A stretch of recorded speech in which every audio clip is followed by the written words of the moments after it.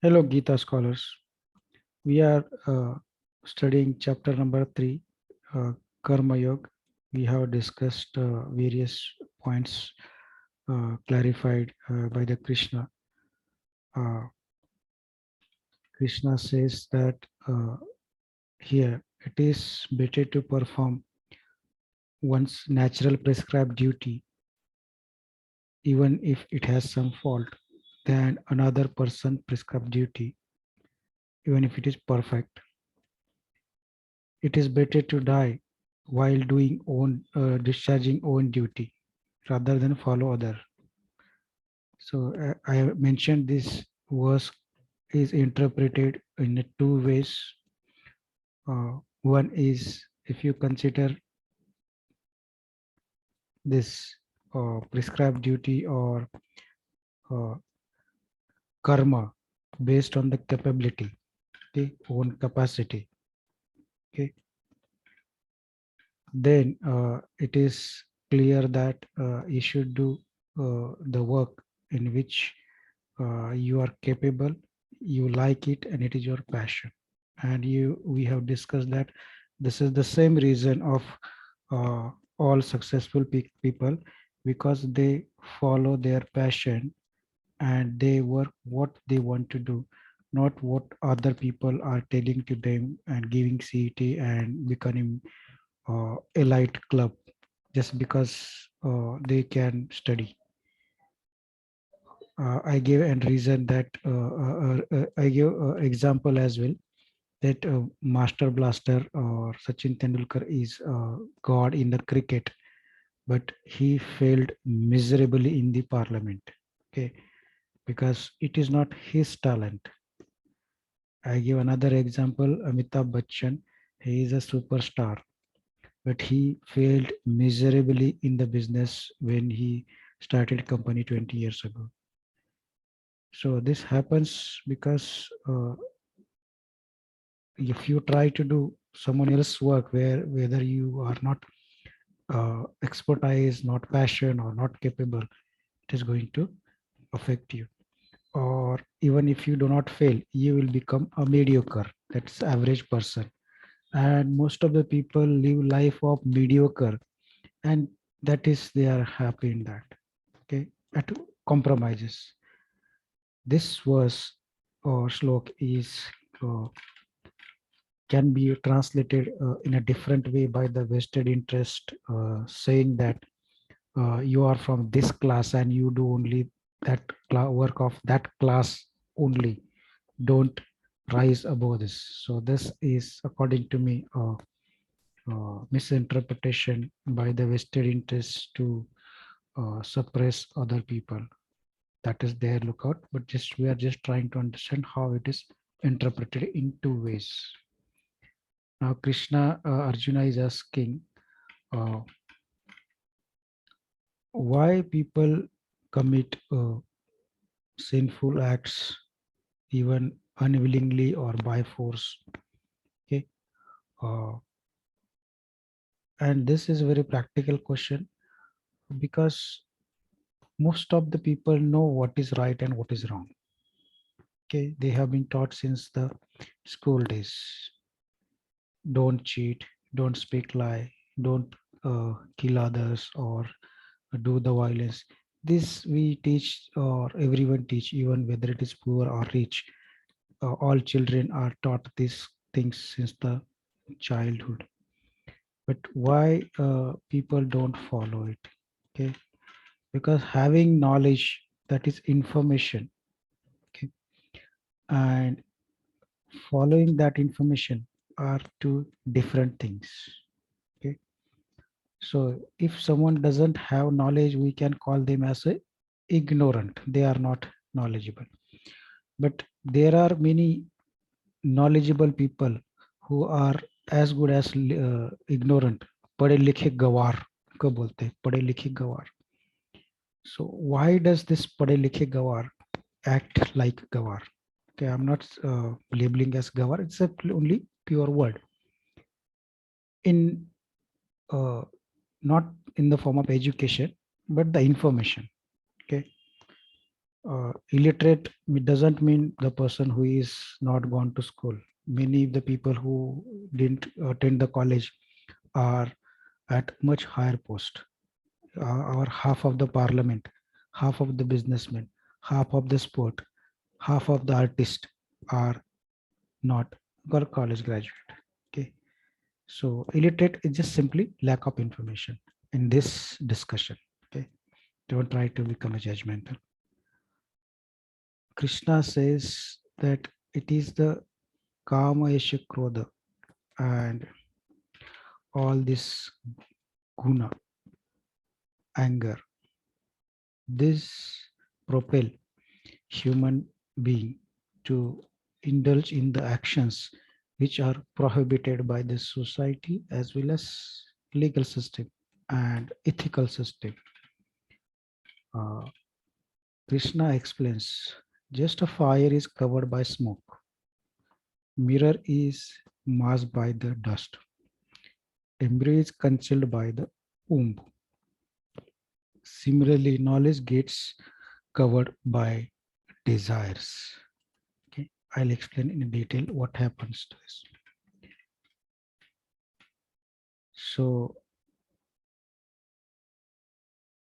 the knowledge of even most discerning gets covered by this enemy of desire and this.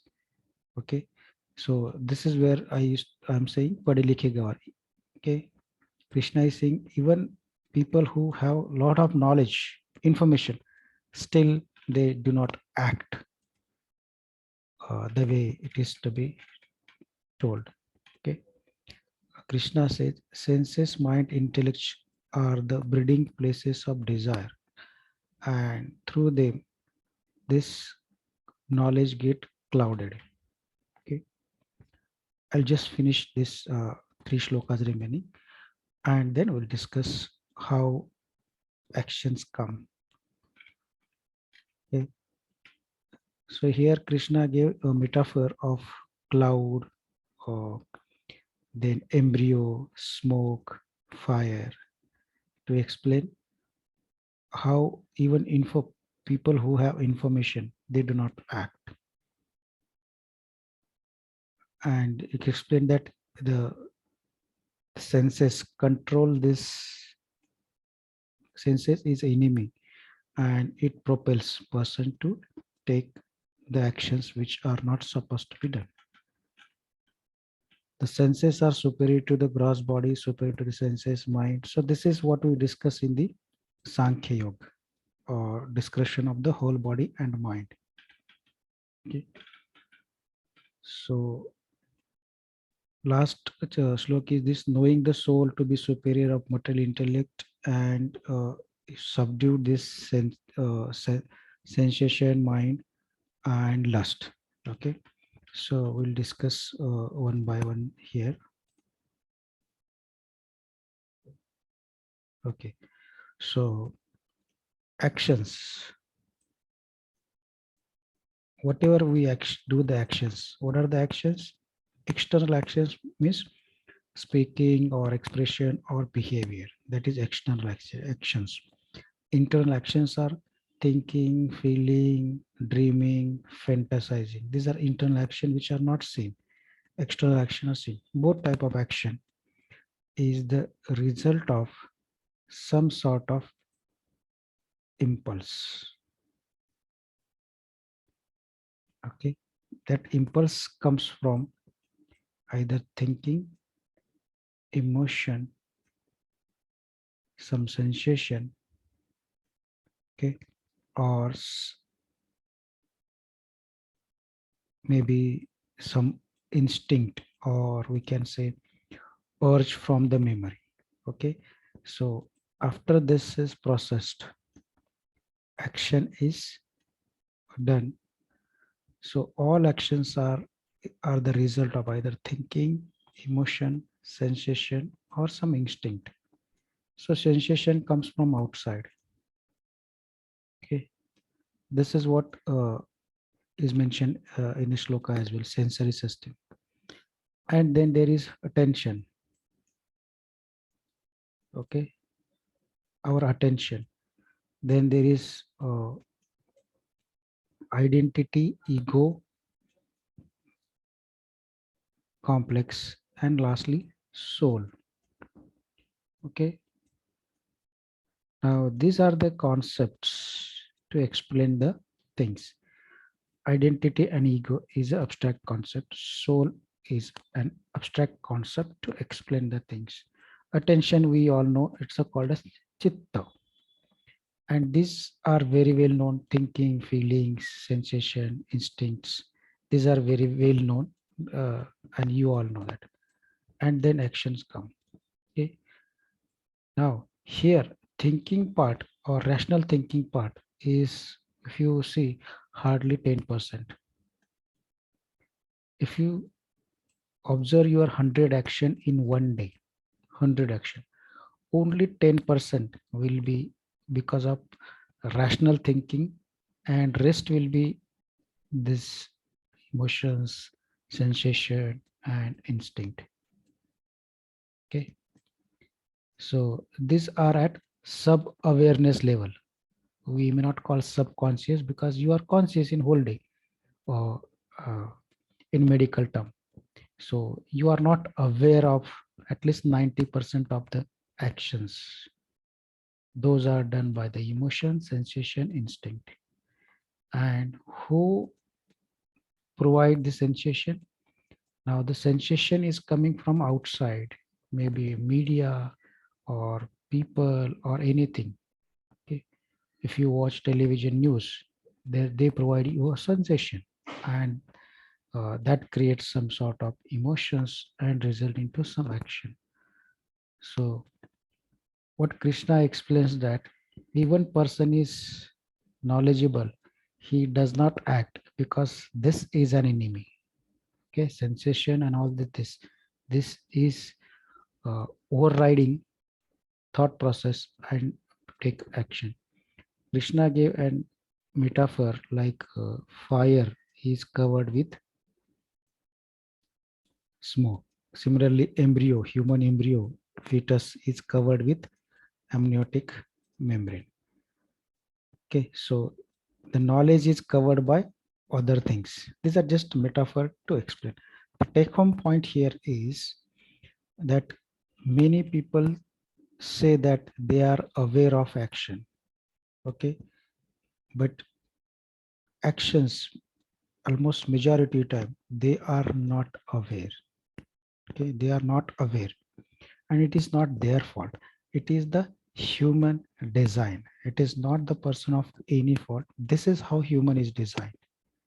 Okay, he 3000 or 5000 years ago, when Gita was told, people behave exactly same as they are behaving today.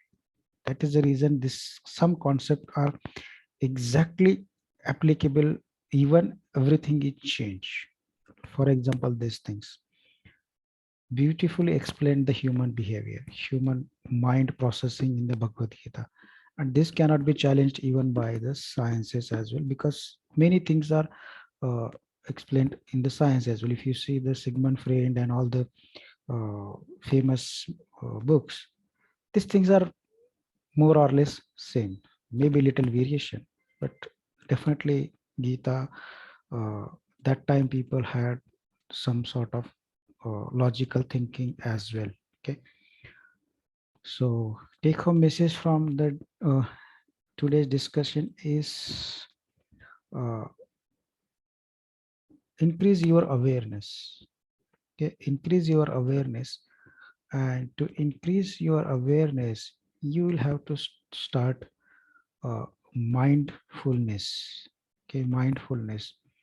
When we teach tracking in our simplism courses or our TMP programs, that increase your uh, awareness. Awareness means uh, first thing in awareness, to observe what you are doing without any judgment. First, just observe what you are doing in whole day. What are you thinking? What are you speaking? What are you doing? What is your behavior?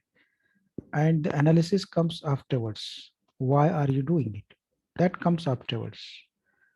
And how to replace that thing, that comes at the third stage. If this is not desirable, can it be suppressed or can it be replaced? Many times suppression, it does not going to help you. You'll have to replace it. Okay. So this is awareness. And in last few slokas, Krishna explained how sensation and emotions can hijack your system, and even padhe likhe people, gawar, can act as if true gawar. Okay. uh, I again say gawar does not means less educated. Okay, it is less informed. Okay, so thank you very much.